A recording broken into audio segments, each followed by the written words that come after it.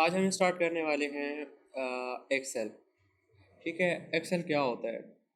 जिस तरह आपके पास एक माइक्रोसॉफ्ट ऑफिस की एक प्रोडक्ट है, उसमें जो है ना पहले पहले आपके पास एम एस वर्ड आता है जो आपने सीखा। ठीक है, उसके बाद आता है आपके पास एक्सेल। एक्सेल क्या होता है? एक्सेल एक सॉफ्टवेयर है जो डेटा की ऑर्गेनाइजेशन के लिए इस्तेमाल होता है। ठीक है, अक्सर जो है ना आपसे क्वेश्चन वगैरह पूछे जा सकते हैं कि एक्सेल किस लिए इस्तेमाल होता है। तो आप बता सकते हैं कि एक्सेल है वो डेटा को ऑर्गेनाइज करने के लिए इस्तेमाल होता है। मतलब कि आपके पास बहुत सारा डेटा है और आप उसको ऑर्गेनाइज करना चाहते हैं, तो आप क्या यूज़ करेंगे? एक्सेल यूज़ करेंगे। आप अपने डेटा को डॉक्यूमेंट करना चाहते हैं तो आप क्या यूज़ करेंगे? वर्ड यूज़ करेंगे।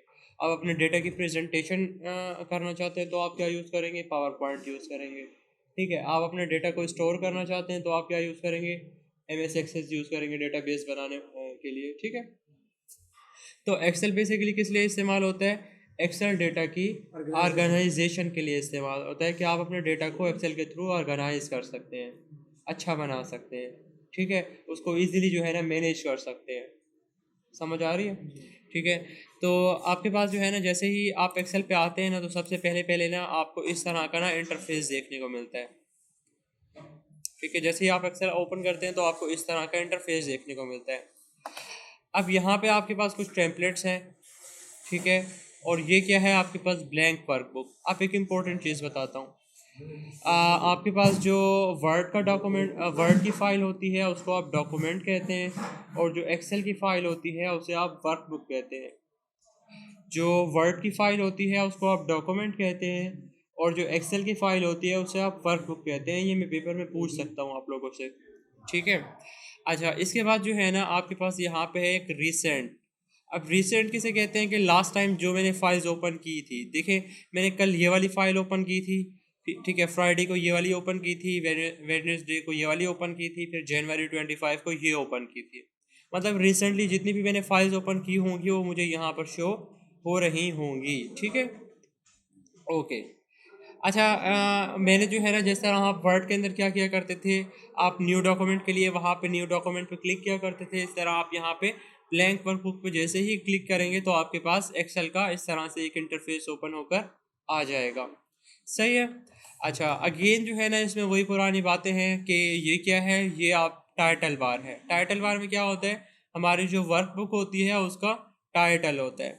ठीक है, अगर आप इस पर क्लिक करेंगे तो ये क्लोज हो जाएगा। करके दिखाता हूँ, देखिए क्लोज हो गया है। ठीक है, अगर आप इस पे क्लिक करेंगे, ठीक है, इसको रिस्टोर डाउन कहते हैं। ठीक है, रिस्टोर बटन्स, अगर आप इस पे क्लिक करेंगे तो क्या होगा? इस तरह छोटा हो जाएगा।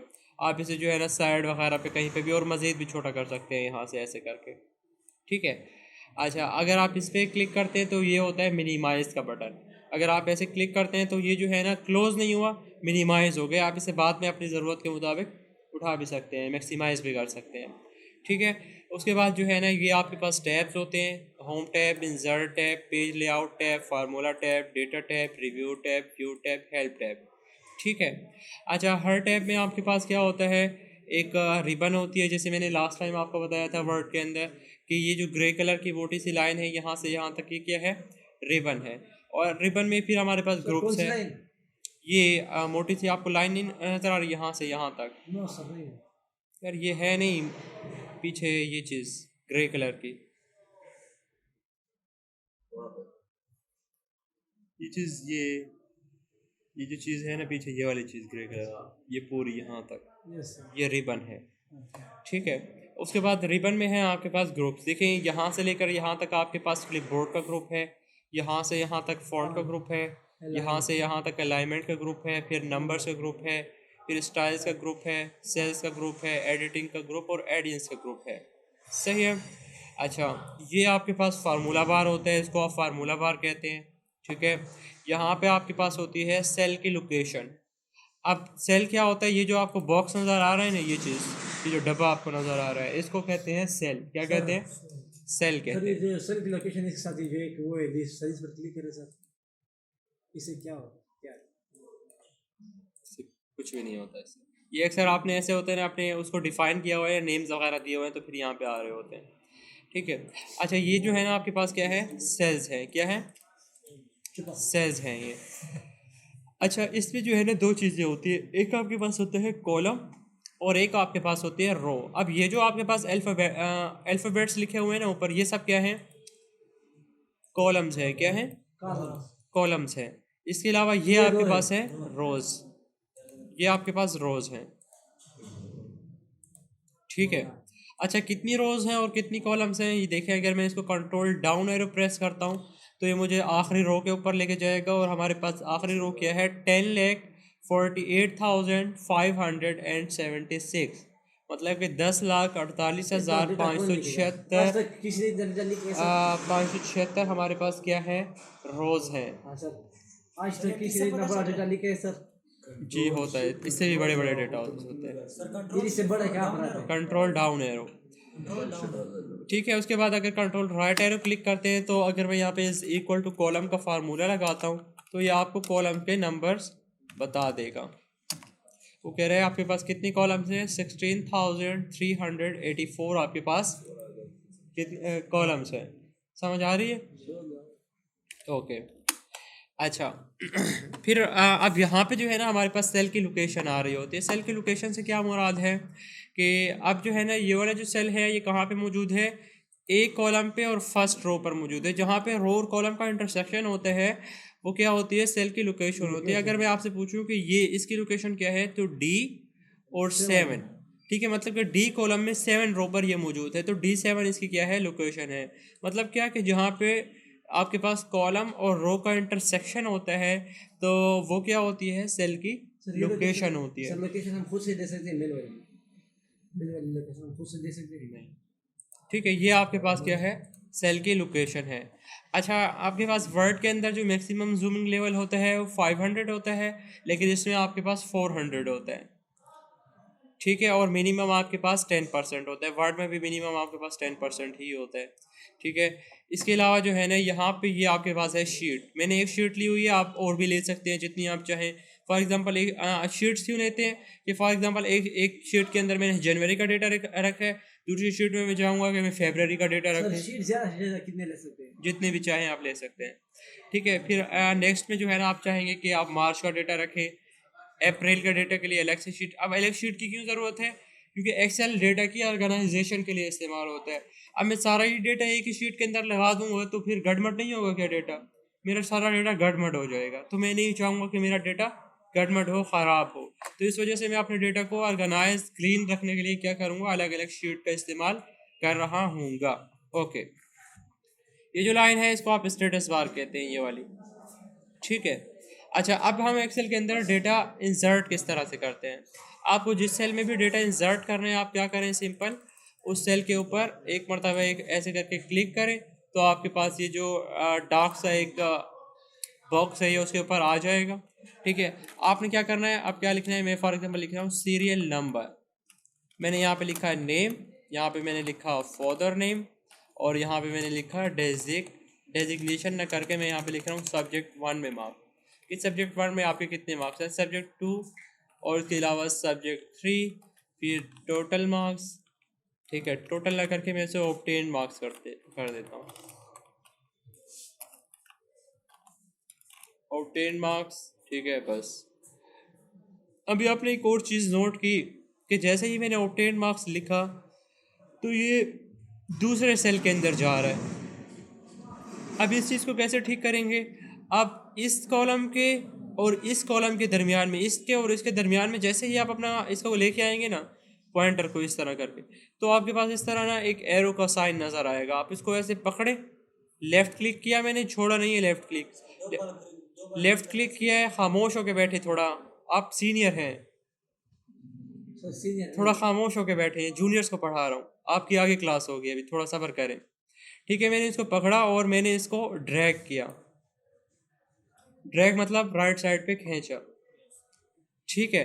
अब फॉर एग्जांपल आपके पास ना यहाँ पे है एक और तरीका। क्या है?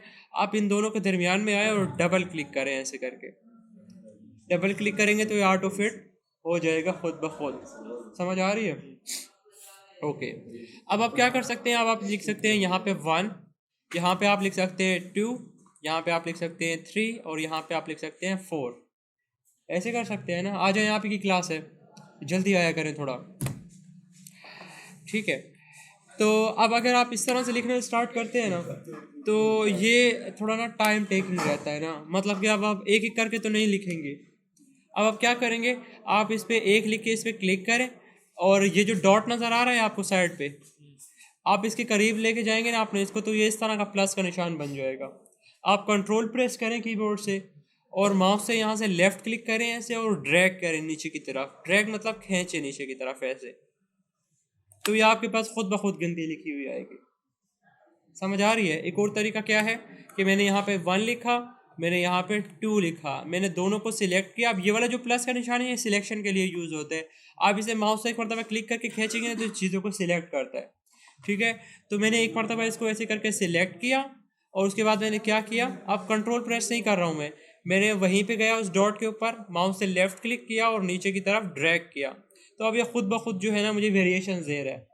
अब ये वेरिएशन किस बिना पर दे रहा है, ठीक है, किस बेस पर दे रहा है, कि वो कह रहा है कि 1 और 2 के दरमियान किसका डिफरेंस है, 1 का डिफरेंस है। मतलब क्या कि वो आप 1 का इंक्रीमेंट करना चाहते हैं, तो उसने 1 के इंक्रीमेंट में आपको सब दे दिया। अगर फॉर एग्जांपल मैं यहाँ पे 2 ना लिखे यहाँ पे 3 लिखता, तो फिर क्या आता, 1 3 5 7 इस तरह से, 1 3 5 7 9 11।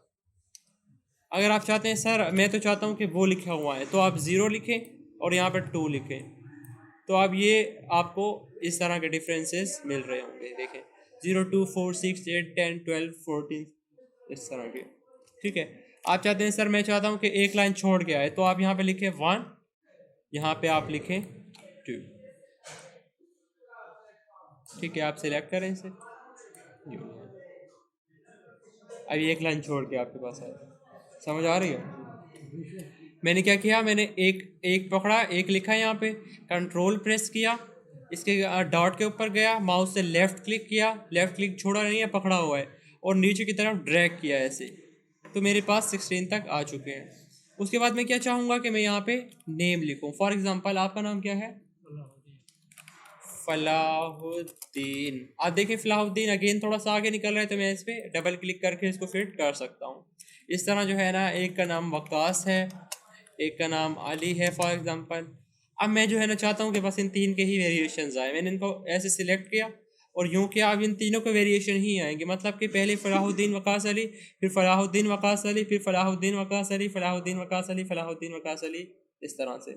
समझ आ रही है? उसके बाद जो है ना, फॉर एग्जांपल आपके फादर का क्या नाम है? अयास गयास अयास अयाज खान। आपके फादर का क्या नाम है? जी, शेर, एर, खैर खैर वाली खैर वाली, ओके। अच्छा, फॉर एग्जांपल इसके इसके फॉर वाले का नाम बहुत खान एक्स वाई जी कोई भी है, आप अली हैं। अली वाली अच्छा, फिर अब फॉर एग्जांपल यहाँ पे मैं सब्जेक्ट 1 के मार्क्स ऐड करना चाहता हूँ, यहाँ पे सब्जेक्ट 2 के, यहाँ पे 3 के। अब मैं यहाँ पे जिस तरह हम वर्ड के अंदर एक रैंड का फार्मूला यूज़ किया करते थे ना, तो यहाँ पे भी हमारे पास एक रैंड का फार्मूला होता है। हम क्या करेंगे, इज इक्वल टू, हमने रैंड लगाया, रैंड नहीं रैंड बिटवीन लगाया। अब वो पूछ रहे हैं कि बॉटम नंबर कौन से हैं। बॉटम नंबर से क्या मुराद है कि आप मिनिमम नंबर कौन सा लेना चाहते हैं। मैंने कहा कि मिनिमम नंबर मेरे पास 0 हो, कॉमा। उसने कहा मैक्सिमम कौन सा लेना चाहते हैं। मैंने कहा मैक्सिमम 99 हो। ठीक है, और मैंने किया इंटर, मेरे पास आ गया। अब मैंने कंट्रोल डी किया, कंट्रोल डी मतलब कॉपी लाइन डाउन, और मैंने कंट्रोल आर किया मतलब कॉपी लाइन राइट। ठीक है, अच्छा, अब फार्मूला बार क्या शो करता है, अगर मैं यहाँ पे आपको दिखाऊं तो 1 के ऊपर यहाँ पे 1 शो हो रहा है, इसके ऊपर यही शो हो रहा है। लेकिन अगर मैं इसके ऊपर दिखाऊं तो ये क्या शो कर रहा है, एक फार्मूला शो कर रहा है।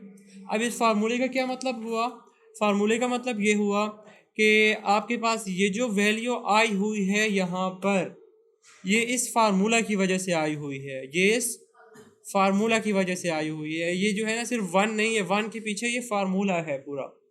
समझ आ रही है? फार्मूला बार हमें क्या शो करता है, फार्मूला शो करता है। अच्छा, एक चीज़ नोट करें, अगर मैं यहाँ पे कोई चेंजेस करता हूँ ना, तो ये सारे डिजिट चेंज होते हैं।